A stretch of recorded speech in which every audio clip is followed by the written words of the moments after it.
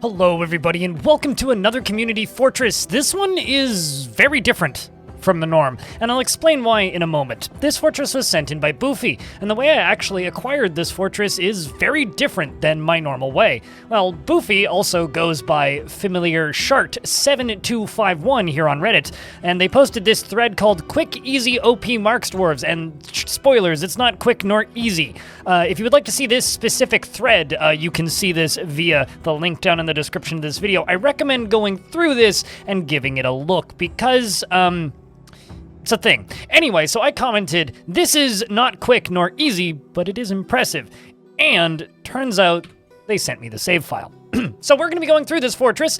For normal people, if you would like to send in a fortress for me to have a look at on this show, you can do that via my Discord server. The link is down in the description as well.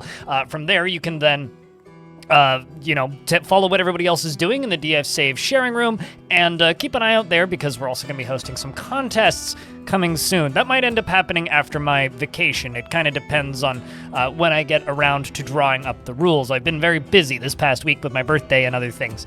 So, let's take a look at this fort, shall we? So, initially, you may hear, oh wow, the siege music's going on, and there is a parlay. They would like our stuff. Well, we're going to deny that. Now, the reason we're going to not deny that, and you might notice that something is off when you start seeing these dwarves, well, if I press U, everybody's vampire. Every single dwarf in this fortress is a vampire. Now, as we begin to scroll down, you may go, is this good? Maybe. And you'll see why. So the reason this might be good is because, well, we're about to be sieged, and these vampires are going to demolish them. They are currently patrolling this upper wall here and are ready to open fire at a moment's notice. We're going to move down a little ways, and we're going to kind of take a look at other things that is going on in this fort. If we kind of move down, we can see that there's this really long, ugly hallway of stuff, and you're going to notice pretty quick that generally on this fort, in this show, we cover interesting looking forts or aesthetically pleasing forts. This is not one of those. This is a vampire's hideout, and I mean that literally. Like, this is where vampires live and work. Most of the dwarves spend their time, if you could call it that, in this tavern, existing and wishing that their lives would end, most likely. The rest of them, aside from, taking a look in the tiny, unkept library and one of the many different, rooms, shall we say, for, causing things to become undead. Well, essentially the way these work, by the way, for clarity's sake, is, you pull this lever, it releases this creature, scares the ever-living piss out of whatever this guy is, and then the bodies that have been placed on these pedestals then get rezzed back to life, right? Because this is a non-friendly entity sitting here in this spot, right? So this is a goblin prisoner, gets released, spooks Necromancer. Necromancer rezzes bodies. Goblin gets trapped there when they unlock this door, and then they replace, and the cycle repeats. Of course, theoretically, this could happen right here, right now. However, there isn't somebody trapped there. Same with this one, but it might also just be too late to res that skeleton. It's sometimes hard to tell. So there's many Necromancers trapped around the place for resurrection purposes. And there's also a vampire well around here. Keep in mind, there's also fun stuff like this, of which I assume is a web spitter, but I'm actually not totally sure. Nope, poisonous vapors. Maybe they're using that to do damage to something else. I'm not actually sure. And then over here we have our forges, of course, which are operating at the end here, as well as various other materials, and there's other captured forgotten beasts around the place. Now we can follow some stuff down. We can see that there's this well all the way down at the bottom here. And then as we move a little further down, we eventually collide with the bottom of this fortress, and it doesn't go too deep or anything crazy. But let's see what Romancedtreaty, the vampire fort, has for any creatures that are assaulting us. Now you may notice these are fortifications, but for some reason the assets didn't load on my computer. So I'm not sure what mod those are, but at least the fort loaded. So these are fortifications around the outside, and let's jump over to these siegers, shall we? So there's plenty of caged guests and invited guests, as well as Well, it seems this ogre maceman followed by some goblins. Fun fact, I haven't actually seen ogres in this version of the game yet. It's been a long time since I've seen actual ogres. This ogre is armed, and there's, of course, armed goblins as well. Now, they're going to wander down towards the fortress, and I'm not entirely sure of if I need to pull any levers. It kind of seems like the whole thing is just kind of sealed in, and there's, some people kind of coming and going. So I'm assuming they will just walk up to the front door and then get taken out by these dwarves that are wandering around the outside. Now, they do have silver arrows and wooden armor, which should be effective, I would think. So let's wait for a little bit of combat here, shall we? So where was that ogre maceman? It's not a small siege by any stretch, but also not the biggest siege I've ever seen. How did you end up in the water, you doofus? Well, I suppose that isn't the brightest of goblins we've ever seen. Well, they seem to be running down at quite the pace. We've got sunberries, looks like, for some good old-fashioned sunshine, the most valuable drink in Dwarf Fortress, of course. And they seem to be moving down towards the lines of the edge of our fortress. So, quick, easy, vampiric Marks dwarves is what attracted me to this fortress. And let's see how effective they are. Because I'll be honest, I haven't actually seen a fortress that has a successful defense like this set up yet. And I certainly haven't done it myself.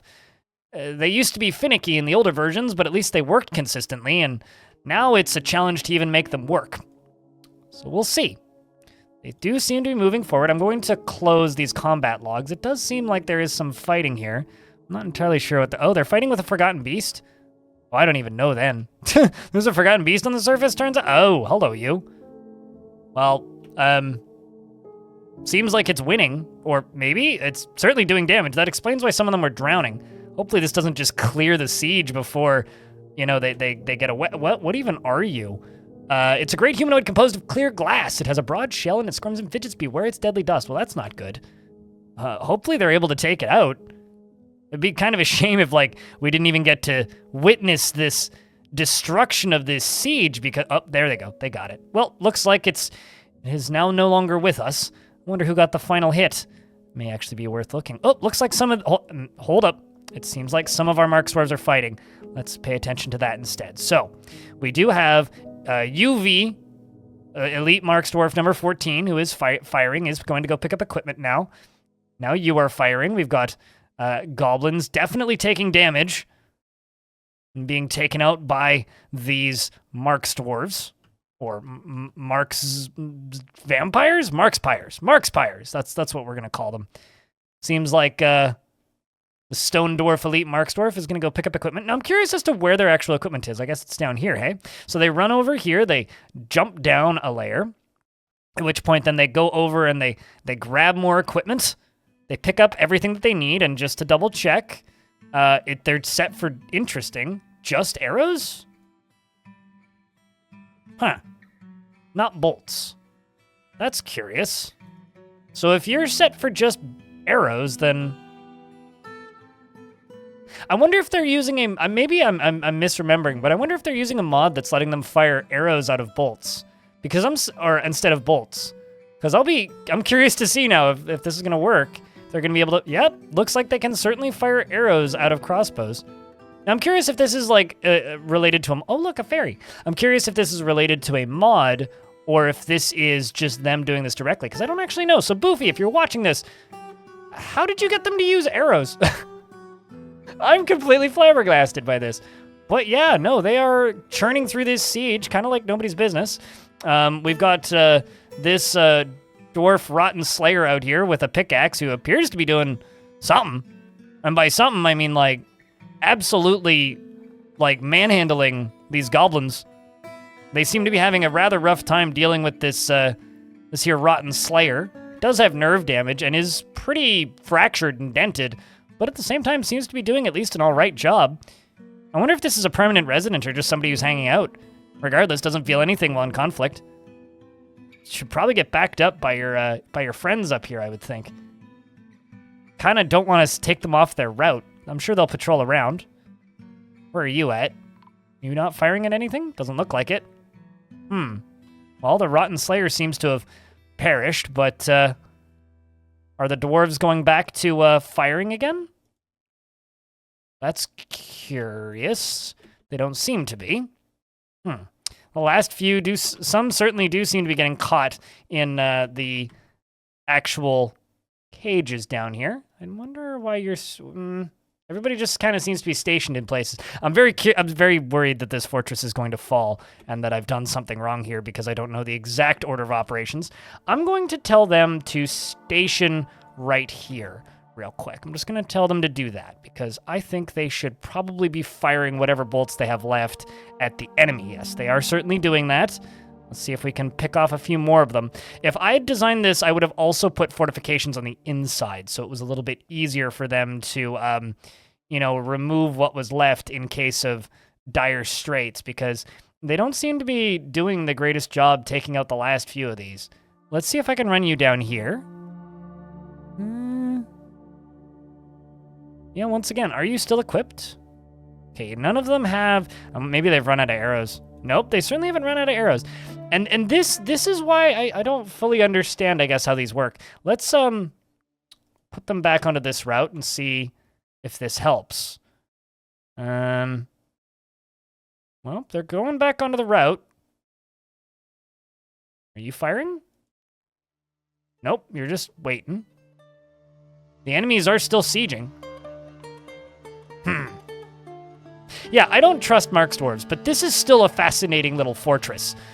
I personally would have a much larger, suite of defenses to actually take them out. And I'm assuming, because this area down here appears to be locked, they don't actually have a way to enter into the fort. So I think they kind of just wander around on the outside until they've all just kind of fallen down, courtesy of these guys on the upper wall. Certainly seems like an effective strategy. I don't know if it's one I personally would ever employ. I once tried building a vampire fortress on an older version of the game, and it was rather unpleasant to play. I found it quite difficult to manage the dwarves due to them all being, well, unjobbed and red, especially back in the day where you had even less indication as to what job dwarves were doing due to the fact that all you really had to go by was their color. And if everybody was, well, at the time, red, then it was rather difficult to even discern your military from your main dwarves. Now it's a little bit easier. Maybe one day I'll try it again. I don't know. We'll see if I can get over the trauma from the last time I did this sort of thing.